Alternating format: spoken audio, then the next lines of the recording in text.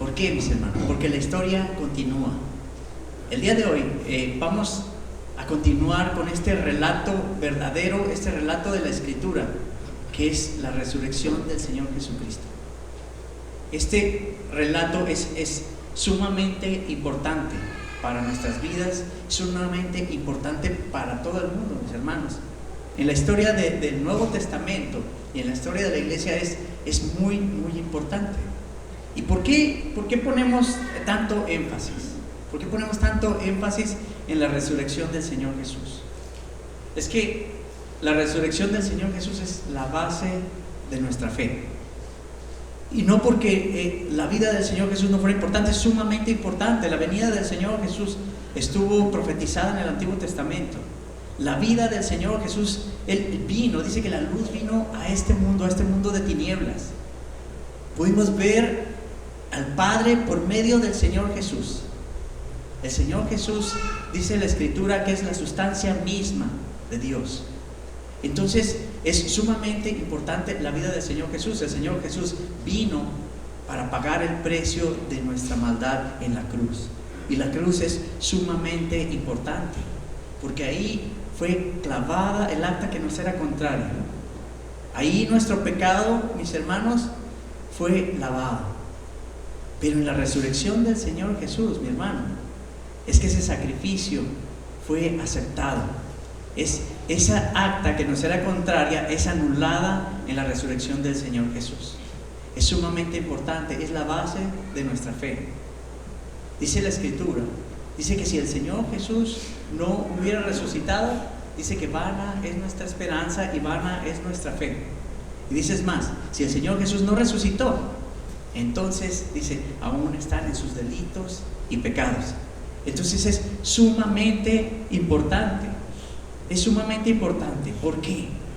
Hermanos, ha habido muchos caudillos, ha habido muchos héroes, ha habido muchas personas que dieron su vida por ideales, que dieron su vida por una causa noble que ellos pensaban. Y cada persona que dio su vida por un ideal, por una causa, fue a la tumba. Y ahí está hasta el día de hoy la tumba de esas personas. El único que resucitó de los muertos es el Señor Jesús. El único que dejó la tumba vacía es el Señor Jesús. El único que tuvo el poder para vencer la muerte es el Señor Jesús. Es el único que nos puede dar vida. Es el único que nos puede prometer vida eterna. El Señor Jesús, hermanos, el Señor Jesús es el único que nos promete que así como Él salió victorioso de la tumba y fue al Padre en gloria, así mismo nosotros seremos resucitados. Imagínense, nosotros seremos resucitados y estaremos eternamente al lado del Señor Jesús, gozando de su gloria eterna. Entonces es sumamente importante. Él lo prometió. Dice que Él nos va a levantar. Él nos levantará. Y mis hermanos, la historia continúa. Es el tema de este día. La historia continúa el día de hoy. No solamente en la Escritura, que vamos a darle continuidad, la historia continúa el día de hoy. Y la promesa se extiende hasta el día de hoy y a cada uno de nosotros. La promesa de vida eterna a través del Señor Jesús continúa para cada uno de nosotros y para cada uno de los que van a creer en el Señor Jesús. Entonces es sumamente importante. El Señor Jesús resucitó, hermanos. La historia, lo que estamos pasando en estos momentos, dan fe, dan testimonio de que la palabra de Dios es verdadera. Lo que está pasando en el mundo, las guerras, los conflictos, dan testimonio de que esto es real, hermanos. La palabra de Dios es tan real y tan palpable, hermanos, que lo podemos ver en los noticieros. Así que es sumamente importante y es verdadera. Y la promesa, mis hermanos, está ahí y la promesa es real. Vamos, por favor, mis hermanos, a leer Apocalipsis. Apocalipsis, capítulo 22, verso 20, dice: ciertamente, y yo quiero que usted lo lea conmigo, Esa es la promesa del Señor Jesús, que no solamente murió, no solamente resucitó, sino que Él regresará. Dice, ciertamente vengo en breve, vengo pronto. Y la iglesia dice, conmigo díganlo, amén. Sí, ven Señor Jesús. Mi hermano, otra vez. Apocalipsis, capítulo 22, versículo 20. Ciertamente vengo en breve. Y nosotros decimos, amén, sí, ven Señor Jesús. Ahí es donde debe estar nuestra esperanza, hermanos, en el Señor Jesús. Ahí es donde debe estar nuestro gozo. Que no importa, hermanos, lo que pase allá afuera, nosotros tenemos una seguridad de vida eterna por medio del Señor Jesús. Acompáñenme el día de hoy, mis hermanos, al Evangelio, el Evangelio según Juan, el Evangelio de Juan, capítulo 20, versículos 24 al 29. Dice así la palabra de nuestro Dios. Pero Tomás, uno de los 12, llamado el Dídimo, no estaba con ellos cuando Jesús vino. Le dijeron pues los otros discípulos, al Señor hemos visto. Y Él les dijo, si no viere en sus manos la señal de sus clavos, y metiere mi dedo en el lugar de sus clavos, y metiere mi mano en su costado, no creeré. 8 días después, estaban otra vez sus discípulos dentro, y con ellos Tomás. Y llegó Jesús, estando las puertas cerradas, y se puso en medio y les dijo, paz a vosotros. Luego dijo a Tomás, pon aquí tu dedo y mira mis manos, y acerca tu mano y métetela en mi costado, y no seas incrédulo sino creyente. Entonces Tomás respondió y le dijo, Señor mío y Dios mío. Jesús le dijo, porque me has visto, Tomás, ¿creíste? Bienaventurados los que no vieron y creyeron. Mis hermanos, esta porción de la Escritura nos presenta un hecho muy singular, o el hecho de un hombre, uno de sus discípulos, que estaba demandando ver al Señor Jesús. Él estaba demandando ver al Señor Jesús, y no solo demandaba eso, sino que él insistió que quería verlo físicamente, y no solamente verlo físicamente, sino tocar las heridas del Señor Jesús, tocar las heridas que el Señor Jesús tenía de la crucifixión. Él quería poner sus dedos en las manos, en los agujeros que habían quedado de los clavos, y no solo eso, él quería poner su mano en el costado del Señor Jesús, donde la lanza le había atravesado. Parece algo inusual, ¿verdad? Parece algo irrespetuoso. ¿Quién en su sano juicio se atrevería a decirle al Señor Jesús, a ver, yo quiero verte, y si no, no voy a creer nada? Yo quiero ver al Señor Jesús. Es más, quiero meter mi dedo en la llaga, quiero meter mi dedo en los agujeros que quedaron. Parece algo sumamente irreverente, y parece alguien sumamente incrédulo. Pero antes, mis hermanos, de juzgar a Tomás, vamos a ver cuál es el contexto de lo que está pasando. Es el tercer día de la semana. Usted recuerda, es el día domingo. Es el tercer día de la semana, muy de mañana. Dice las Escrituras que todos sus discípulos estaban sumamente tristes. La tristeza había tomado a los discípulos, y eso dice la Escritura, que ellos lloraban. Los discípulos tenían una tristeza sumamente grande y estaban llorando. Estaban reunidos, pero estaban llorando.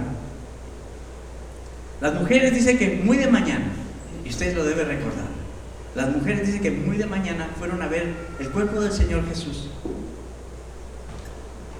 y cuando llegaron a ungir el cuerpo del Señor, dice que la piedra ya no estaba. La piedra ya había sido removida, y el cuerpo del Señor Jesús ya no estaba. Y el Señor Jesús se aparece a María Magdalena. Y es importante porque sabemos que ella tenía un dolor en su corazón. Ella tenía un dolor tan grande por la pérdida del Señor Jesús, pero tampoco había creído en la resurrección del Señor. Y dice que su dolor era tan grande, dice que cuando el mismo Señor Jesús se arrimó con ella, ella lo había confundido con el hortelano, y le decía, si tú te robaste el cuerpo del Señor, dime dónde está el cuerpo de mi Señor. Y dice la Escritura que ella lloraba, y le dice, dime dónde lo dejaste para que vaya por él. El Señor Jesús entendía la tristeza de esa mujer, entendía su falta de fe. Y más adelante dice que vienen dos de sus discípulos, viene Juan y viene Pedro, vienen a ver al cuerpo del Señor Jesús y no lo encontraron. Y después vienen otros dos discípulos que van de camino al campo. Usted lo recuerda la semana pasada, que ya iban desilusionados, iban sumamente tristes también, y no habían creído que el Señor Jesús resucitó. Las mujeres ya habían ido y habían dicho, el Señor Jesús resucitó, y ninguno de los discípulos les había creído. Cuando ellos fueron, el mismo Señor Jesús se aparece en el camino. Les dice, ¿qué cosas son esas que andan hablando entre ustedes? ¿Verdad? ¿Qué pláticas son esas? Y algo muy importante, digo, ¿y por qué están tan tristes? Porque los consumía la tristeza. El Señor Jesús sabía de la tristeza de esos dos discípulos, sabía de su falta de fe, sabía de su decepción, pero aún así el Señor se apareció a estos dos discípulos. Cuando estos dos discípulos, mis hermanos, dice la Escritura, que regresaron a avisarle, a decirle al resto de los discípulos, al resto de sus seguidores, que el Señor Jesús había resucitado, dice la Escritura, que llegaron tan emocionados, y cuando llegaron ahí, dice que los demás decían, el Señor Jesús ha resucitado y se le ha aparecido a Pedro. Aún el Señor Jesús se había aparecido a Pedro. El Señor Jesús sabía de la tristeza que tenía Pedro, de la tristeza que embargaba a Pedro. Pedro tenía una tristeza tan grande por haberle negado. El Señor le había dicho, tú me negarás 3 veces. Y Pedro le había dicho, no, si es posible, mi vida daré por ti. Y cuando cantó el gallo, dice que Pedro recordó lo que el Señor Jesús le había dicho. Y dice la Escritura que fue y que lloró amargamente. Entonces, el Señor Jesús tuvo cuidado de Pedro. Y tuvo cuidado de su tristeza. Aunque sabía de su tristeza, sabía que lo había abandonado, sabía que había hablado del Señor Jesús. Dice que habló feo del Señor Jesús cuando le dijeron, tú eres de ellos, mira, además hablas hasta como él. Y dice que Pedro blasfemó en contra del Señor Jesús, y aún así el Señor Jesús tuvo ese cuidado de Pedro. Jesús apareció a Pedro, y dice Lucas, el Evangelio de Lucas, capítulo 24, versículos 36. Dice, mientras ellos aún hablaban estas cosas, recuerden, llegaron los discípulos, Cleopas y el otro que venían de Emaús, y los demás discípulos decían, el Señor Jesús ha resucitado, y se le apareció a Pedro, y ellos decían, a nosotros también, y nos abrió las Escrituras, y le reconocimos cuando partió el pan, y cuando lo dio. Solo Él hace eso, solo Él lo hace de esa manera. Mientras ellos aún hablaban de estas cosas, Jesús se puso en medio y les dijo, paz a vosotros, paz a vosotros. Mi hermano, qué palabras tan hermosas son esas en estos tiempos de angustia, en estos tiempos de dificultad, en estos tiempos que no sabemos qué va a pasar con el mundo. Yo escuchaba las noticias ayer y decían, el precio del petróleo se desplomó al doble, o sea, aumentó al doble. El oro está por los cielos. Y muchas veces podemos pensar, ¿y qué va a ser de nuestra vida? ¿Qué va a pasar? ¿Y qué va a pasar si entramos en guerra? ¿Y qué va a pasar? Mi hermano, el Señor Jesús tiene palabras de paz para los suyos. Dice, paz a vosotros, paz a vosotros. El Señor Jesús es un Dios personal. Él tiene cuidado de cada uno de nosotros. Él tiene cuidado de cada uno de los suyos. Pedro, mis hermanos, Pedro, María la Magdalena, aún Cleofas, mis hermanos, y todos juntos.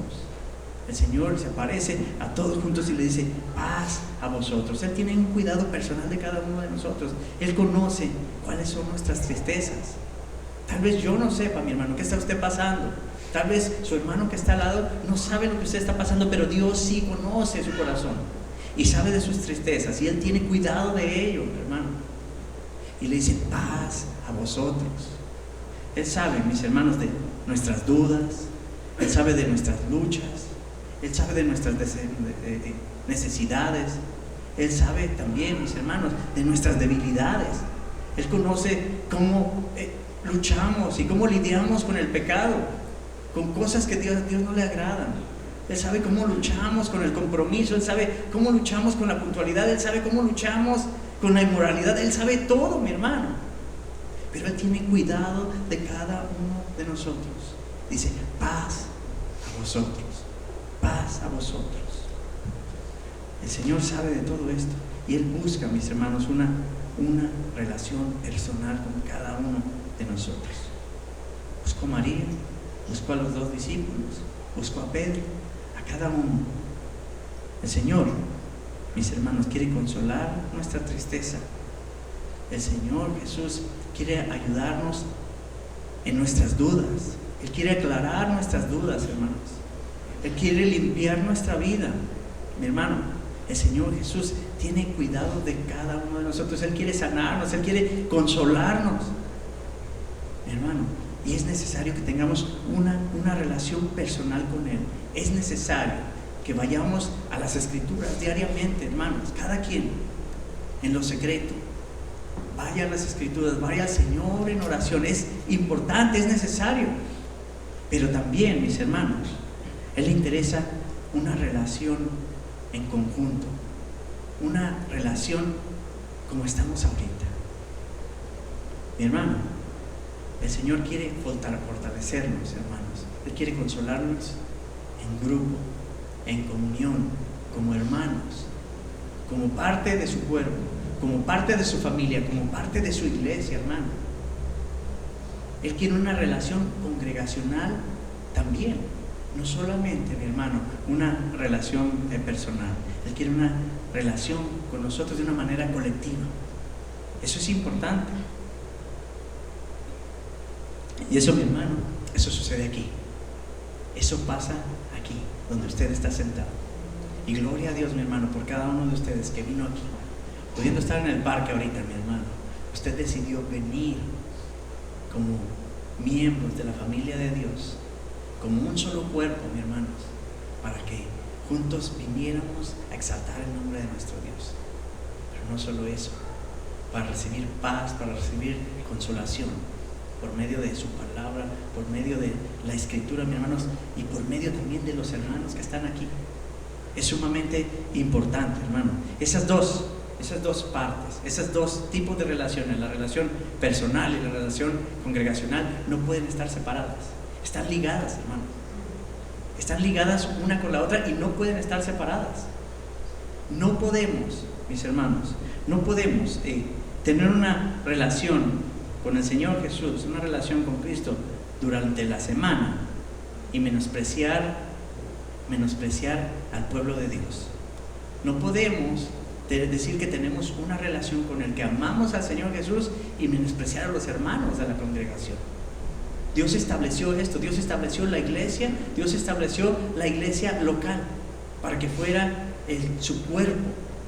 Nos hizo miembros los unos de los otros, un solo cuerpo, diferentes miembros, en el cual Él mismo, el Señor Jesús mismo, es la cabeza. Entonces son sumamente importantes. Hebreos 10, capítulo 25 dice: no dejando de congregarse como algunos tienen por costumbre. Y mucho más dice, cuando ven que este tiempo se acerca. Hermanos, se está refiriendo al tiempo de nuestra redención. Y dice también la Escritura, dice que levantemos nuestra cabeza y que miremos. Dice, porque su redención está mucho más cerca de cuando creyeron. Yo no vengo aquí a darles fechas, hermanos. Yo no vengo aquí a decirles cuándo será el tiempo del regreso del Señor Jesús. Pero el Señor Jesús dice que viene pronto.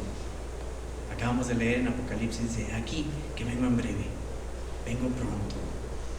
Hermanos, es tiempo, dice mucho más. Cuando ese tiempo se acerca, no dejen de congregarse, júntense, estén unidos. Únicamente así, mis hermanos, vamos a poder estar fortalecidos, unidos como hermanos, como miembros del cuerpo del Señor Jesús. Entonces no podemos decir que amamos al Señor Jesús, no podemos decir que somos creyentes, que creemos en el Señor Jesús, que le amamos, que es nuestro Señor, y despreciar a los hermanos. Eso es imposible, debe estar ligado, mi hermano. Pero tampoco podemos servir al Señor únicamente los domingos. No podemos tampoco venir el día domingo y pensar que ya cumplimos. No podemos estar aquí, mis hermanos, y olvidarnos de Dios por el resto de la semana. ¿Sabe? Eso no es un verdadero servicio. Eso no es creer verdaderamente en el Señor. Eso no es obedecer al Señor Jesús. Cuando la gente hace eso, muchas veces viene únicamente para limpiar su conciencia. Y les soy honesto, yo estuve en esa posición por muchos años. Allá en la tradición donde yo estaba, mi hermanos, yo iba los días domingos y yo cumplía. Y yo decía, bueno, yo ya cumplí.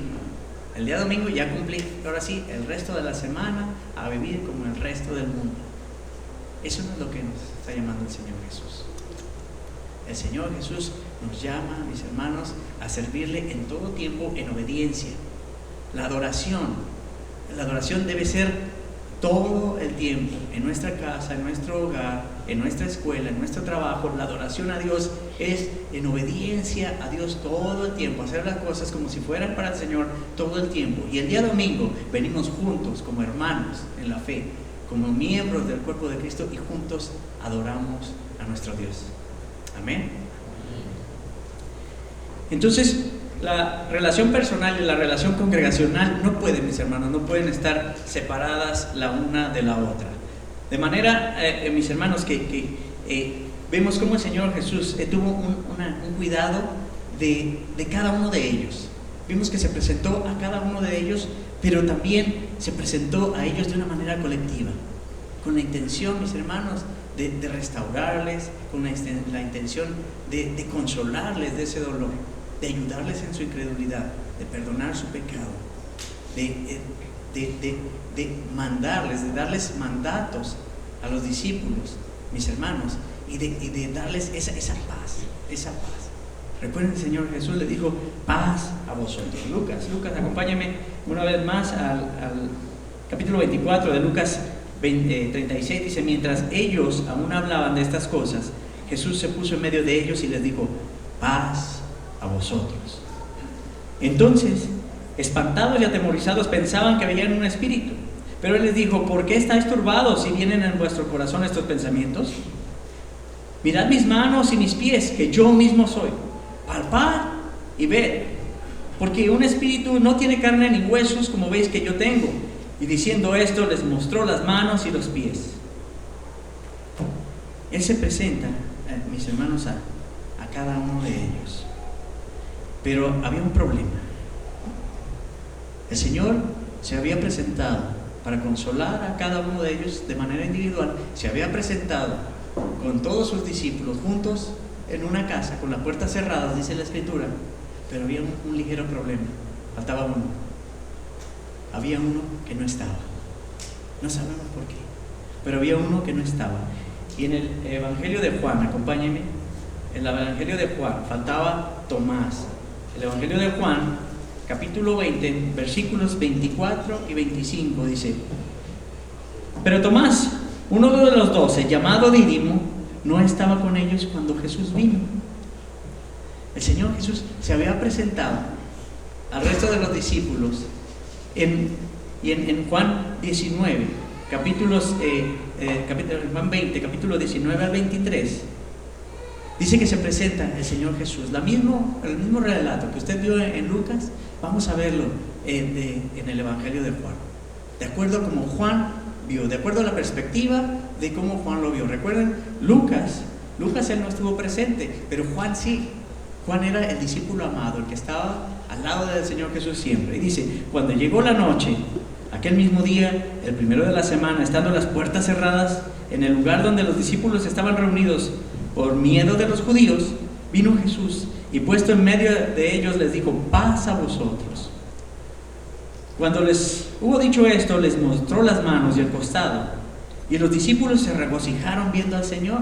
¿Se dio cuenta? Se regocijaron. Entonces Jesús les dijo otra vez: paz a vosotros. Como me envió el Padre, así también os envío. Y habiendo dicho esto, sopló y les dijo: recibid el Espíritu Santo. Y a quienes remitieres los pecados, les son remitidos, y a quienes les retuvieres, les serán retenidos. El Señor Jesús tuvo cuidado de ellos. Ellos que estaban sumamente tristes, que estaban angustiados, el Señor les da paz en su corazón. Dice la Escritura que estaban, primero dice que estaban, tenían tanto miedo que no reconocieron al Señor Jesús y no lo creían de miedo. Después dice que tenían tanto gozo que de tanto gozo no le creían. Entonces el Señor Jesús les dice 2 veces: paz a vosotros. Y estaban atemorizados y estaban gozosos. Paz a vosotros. Yo soy, les dice. Miren, aquí están mis manos. ¿Quieren tocar? Aquí están mis manos. Aquí está mi costado. Aquí están mis pies. El Señor Jesús tuvo cuidado de todos ellos. Pero faltaba uno. Seguimos teniendo un problema. Nos faltaba uno. Nos faltaba Tomás el Dídimo. Nos faltaba Tomás el gemelo. ¿De quién? ¿Quién sabe? No nos dice la Escritura. Dídimo quiere decir el gemelo. No sabemos de quién. Ellos sabían, así le llamaban. Tomás el Dídimo. Y él no estuvo presente. Dice en el capítulo 20, en el versículo 24, dice: pero Tomás, uno de los 12, llamado el Dídimo, no estaba con ellos cuando Jesús vino. Le dijeron pues los otros discípulos: al Señor hemos visto. Y él les dijo: si no viere en sus manos las señales de sus clavos, y metiere mi dedo en el lugar de los clavos, y metiere la mano en su costado, no creeré. No creeré. Mis hermanos, él no estaba cuando el Señor Jesús se presentó. Por tanto, mis hermanos, él tuvo que cargar, mis hermanos, con la tristeza. Tomás tuvo que cargar con la incredulidad. Él tuvo que cargar con la duda. Él tuvo que cargar con el miedo por una semana más. Él estuvo solo, hermano, cargando con todo eso, cuando el resto de los hermanos que estaban ahí ya habían sido consolados por el Señor Jesús, ya habían sido enseñados, su duda se había disipado, ya habían creído. Muchas veces pensamos que Tomás es un hombre arrogante, que Tomás era un hombre incrédulo, que Tomás era un hombre atrevido, que se atrevió a decirle al Señor Jesús, que quería verlo. Él exigió, él demandó que quería ver al Señor Jesús y que quería tocar sus manos, que quería tocar su costado, meter su mano en la herida de la lanza. Pero recuerde algo, hermano, el resto de los discípulos tampoco habían creído, ninguno de ellos. Ninguno había creído, ni María Magdalena había creído, hasta que el Señor Jesús se presentó con ella. Pedro no había creído hasta que el Señor Jesús se le apareció. El resto de los discípulos no habían creído hasta que el Señor Jesús se apareció enfrente de ellos. Y mis hermanos, cuando Él dice: yo quiero ver las heridas de sus manos, yo quiero ver la herida de la lanza, ¿sabe que los demás ya habían tenido la prueba de esa evidencia? El Señor Jesús dijo: yo soy, no tengan miedo, miren, aquí están mis heridas, toquen, vengan, toquen las heridas, toquen las heridas. Cuando vemos esto, mis hermanos,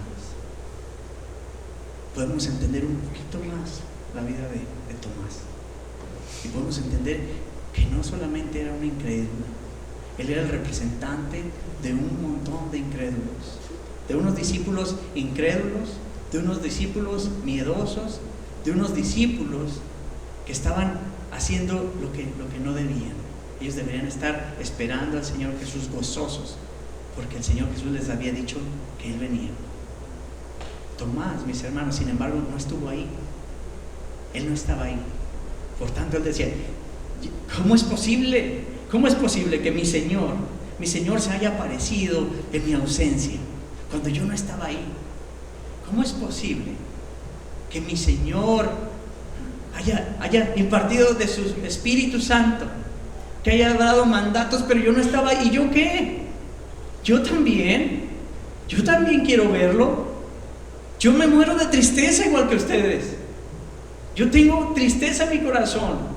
Yo necesito verlo como ustedes lo vieron. Yo necesito tocar sus manos como ustedes lo hicieron. Yo también. Mis hermanos, Tomás no solamente es un hombre que representa al resto de los discípulos. Es un hombre que nos representa a usted y a mí, mi hermano. Porque somos igual, hermanos. Porque siempre tenemos la duda en nuestro corazón, siempre tenemos la duda en nuestra mente. Y cuando Dios ha hecho tantas cosas, hermano, para traerlo a sus pies, para traerlo aquí, nosotros muchas veces decidimos no creerlo y queremos ver de otra manera. Yo quiero que me muestres de una manera más grande. Quiero que caiga el agua en el vellón y que cuando quite el vellón esté otra vez mojado. Queremos que nos dé pruebas fuera de lo normal. Cuando Dios ha hecho tantas cosas por usted y por mí, lo ha traído aquí, mi hermano. Tomás, mis hermanos, es un representante, no solo de ellos, sino también de nosotros. Mis hermanos, a pesar de nuestra necedad, a pesar de lo que somos el día de hoy, y a pesar de lo que fueron los discípulos, y a pesar de lo que fue Tomás, Dios es un Dios maravilloso, y es grande en su misericordia, y es un Dios personal, hermano, que aún así tiene cuidado de esas cosas, y tuvo cuidado de Tomás. Juan capítulo 20, versículos 26 al 27, dice así: 8 días después, estaban otra vez sus discípulos dentro, y con ellos, ¿quién cree? Tomás. Ahora sí estaba, hermano. Estaba con los hermanos. Miren, los otros hermanos estaban llenos de gozo. Y él seguía una semana entera, hermano, imagínense.